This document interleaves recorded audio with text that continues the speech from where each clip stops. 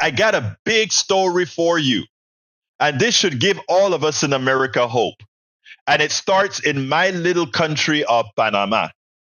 It's a huge story that has not really made it to America the way it should based on its implications. And I want you to listen to this. And so don't leave me yet. I want you to listen to this. It's on Common Dreams played it.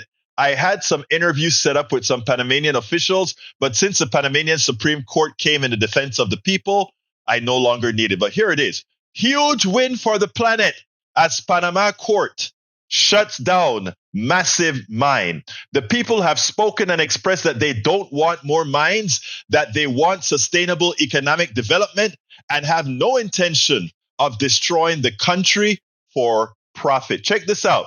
Indigenous and environmental campaigners this week hailed a landmark win for the rights of nature movement, the Panamanian Supreme Court's unanimous ruling that the contract for the Cobre Mineral mine, one of the world's largest, is unconstitutional and must be shut down. One of the largest mines in the world in a third world country forced to shut down.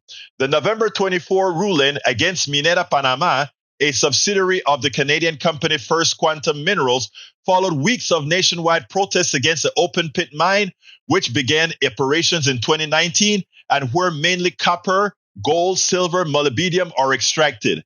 Opponents say the mine threatens area water supplies. A gunman shot and killed 2 people at a protest against the mine earlier this month. It was an American born in the Panama Canal Zone. He got pissed that the Panamanians were trying to protect their country. So he shot 2 of them that were blocking the highway, point blank. I have it on tape. Last year, the Cobre mine produced over 86,000 tons of copper, approximately 1% of the world's total production out of our little tiny country. 5% of Panama's gross domestic product comes from that mine. 75% of the Central American country's export revenue comes from that mine. More than 2% of Panama's workforce is employed at that mine. What am I trying to say here, people? The Panamanian people said, yes, we are willing to feel the pain to protect the long term. We are willing to feel the pain and not worry about those rich fat cats that are going to mine our country and then run off with the money and leave us dry-handed with a polluted environmental problem like we do here in America all over this country. Love Canal. And we can name all these disaster areas that corporations leave. They claim they're going to refurbish it. They mess it up and then they leave. Panama said no. Cobre, which is located in a biodiverse area on Panama's Caribbean coast, will now shut down as a result of the ruling. The Panamanian people have spoken.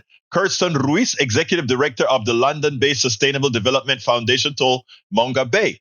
The people have spoken and expressed that they don't want more mines. What they want is sustainable economic development and have no intention of destroying the country for profit. I am so proud of Panama. If they can do it, if we can do it in Panama, we can do it here in the United States. We can shut down that, and we can take short-term pain to protect long-term issues, to protect people from cancer, to protect the environment.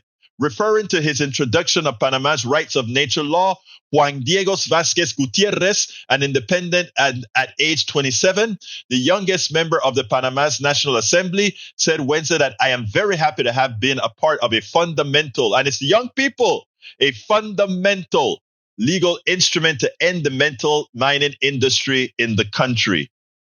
This is one of the tangible effects that we must repeat in defense of the environment, thanks to this legislation. And look at what they did to Colon and Veraguas. This is where I was born.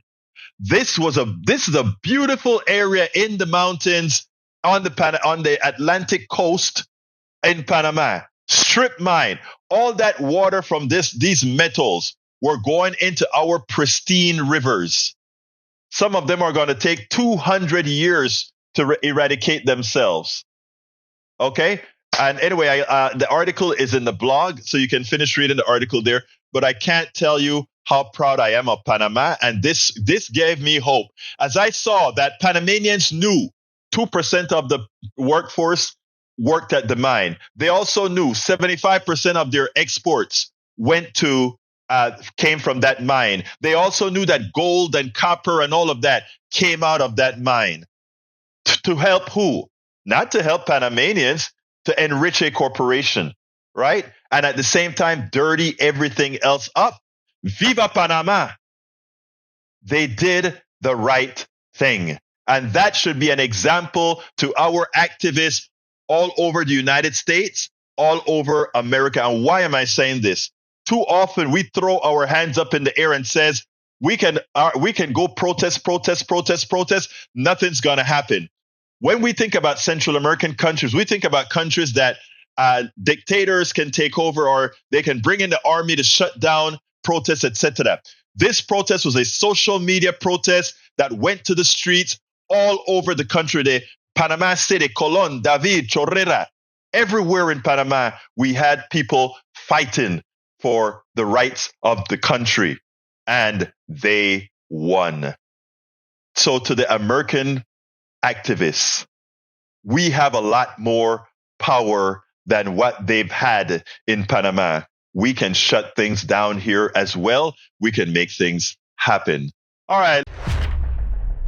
We spend a lot of time deconstructing the news, trying to parse it into a form that everybody can understand. We try to find those little nitpicks where it flies above the fray, etc.